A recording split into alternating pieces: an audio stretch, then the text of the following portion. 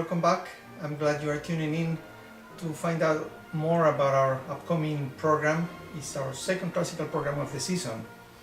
And I think we have an interesting program for you with works by composers that were all very good pianists. Or at least Charles Seiff's father wanted him to be a very good pianist. He ended up starting as a professional organist, although his main profession actually was running an insurance company, very successfully, by the way. We are starting with Charles Seiff's The Unanswered Question.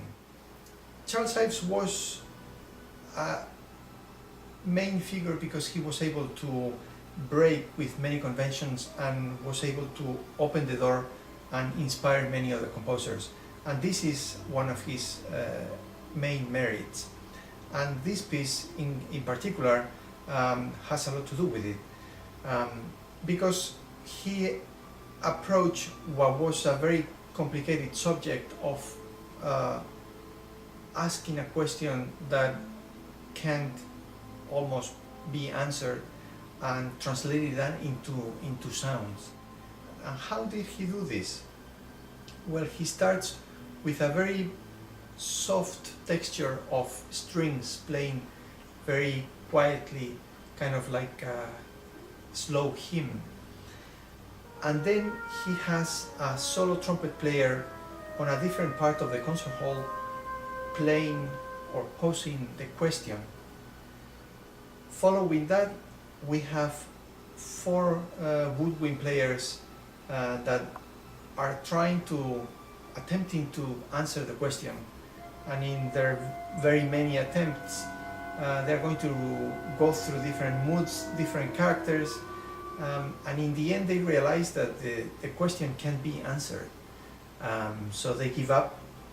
The question gets posed again by the solo trumpet, and the soft strings finish the piece the same way they started.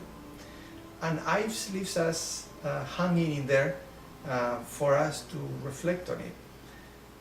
It's a very simple, apparently simple way of approaching the subject, but actually it is very effective, and it really challenges the listener to appreciate every element of the composition individually.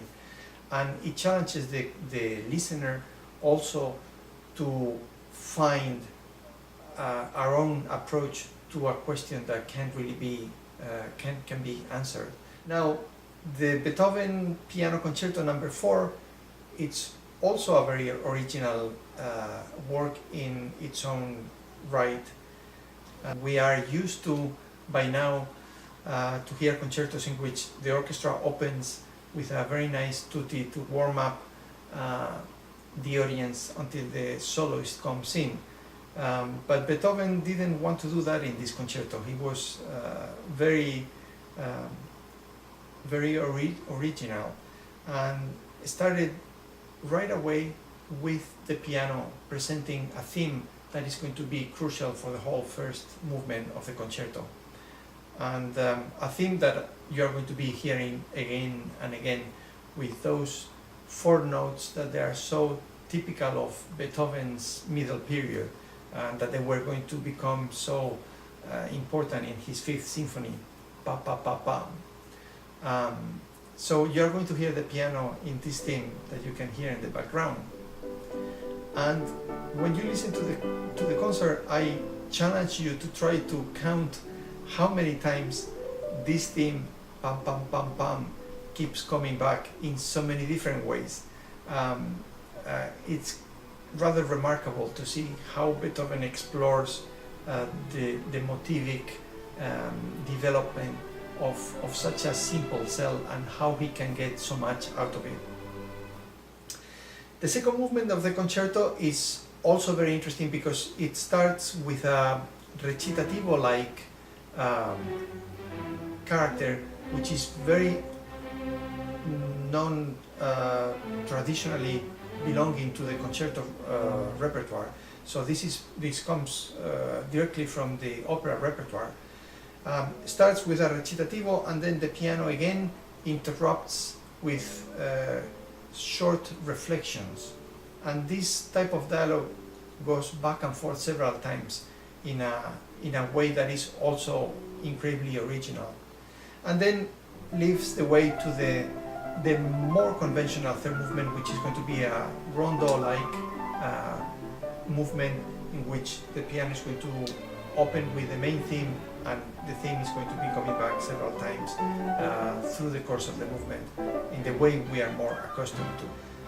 We have a great pianist, very young, talented virtuoso, Shai Wasner, and I think that you are going to enjoy not only the virtuosity that he's going to bring to his playing, but also the depth, especially for a young player like him, the depth that he's going to convey in this concerto.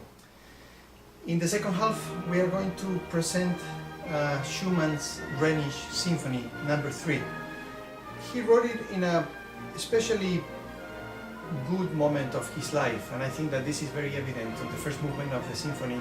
Schumann went through very difficult periods in his life with his health condition, but at the point where he was working on the third symphony, which he actually finished quite quickly, he was feeling great, and this is very evident in the music. It opens with great vitality, and it puts us right away in a beautiful, optimistic mood.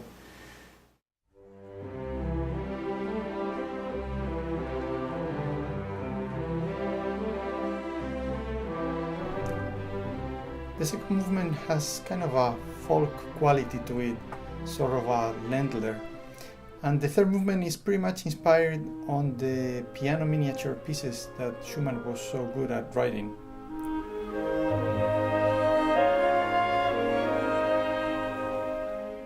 This is one of the things that makes this symphony so heterogeneous.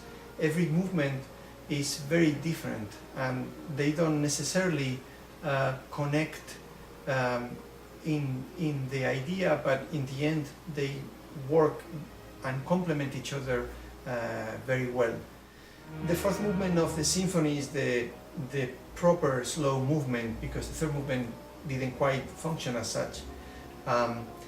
This is the one that is supposed to be reflecting on the impressions of the Cologne Cathedral, the great Gothic monument in the city of Cologne.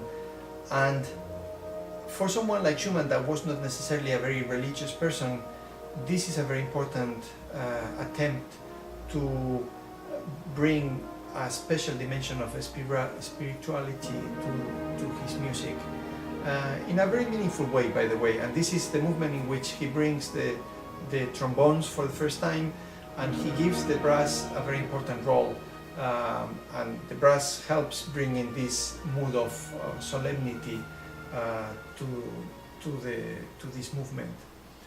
And with no transition, leads into a fifth movement that is almost carnival-like, in a way that is so contrasting to the solemnity of the fourth movement that it's pretty shocking. And this is another quality of the originality of the piece. He brings us from the almost religious mood to a feast where people are having fun and just enjoying life, basically enjoying life. Well, I hope that you will join us for this second classical program of our season. It's coming up on Sunday in the afternoon, November 6th.